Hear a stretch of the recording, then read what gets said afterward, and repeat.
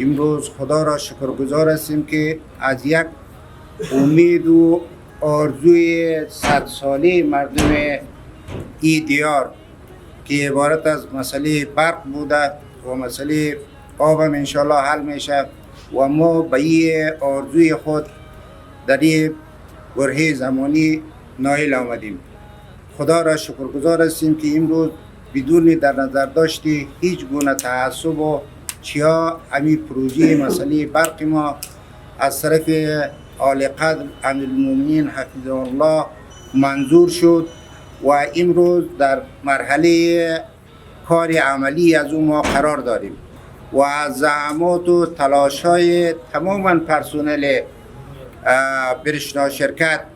و بخصوص جناب آل قدر رئیس حمزه صاحب نهایت سپاسگزار هستیم. دا عزم پلار تندی راپورت په یو شور د اتحاد افغانستان د راتلونکي مروخه